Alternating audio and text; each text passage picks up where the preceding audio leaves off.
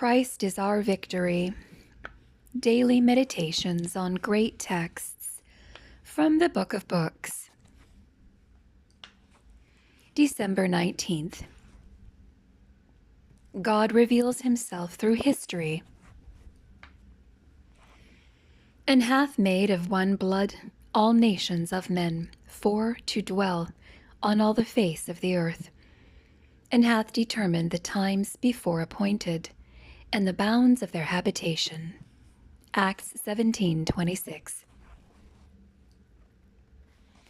The Bible is the most comprehensive history ever written. In its sacred pages are found an account of the creation of the world, a description of its Edenic beauty, and the sad story of the origin of sin.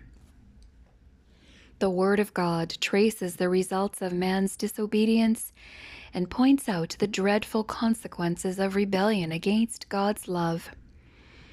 Not only is the Bible an accurate history, but in its pages are prophecies of the future. It carries us forward to the grand and glorious climax when Jesus will return as King of Kings and will put an end to the reign of sin.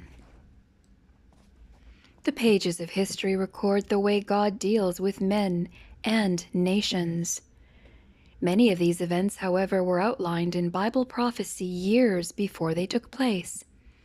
The prophets saw in vision the rise and fall of kingdoms and wrote down the account with unerring accuracy. None but God can see the end from the beginning. The great prophecies describe in detail the climactic events that characterize the closing scenes of Earth's history. Since we can trace the fulfillment of these prophecies through the centuries, we can be assured that the last scenes will also take place as outlined by the prophets. The center of all history is Jesus Christ. His birth divides the centuries as BC or AD. In the annals of human history, the growth of nations, the rise and fall of empires, appear as dependent on the will and prowess of man. The shaping of events seems, to a great degree, to be determined by his power, ambition, or caprice. But in the Word of God, the curtain is drawn aside, and we behold, behind, above, and through all the play and counterplay of human interests and power and passions, the agencies of the all-merciful One, silently, patiently working out the counsels of his own will. From the book Education, page 173.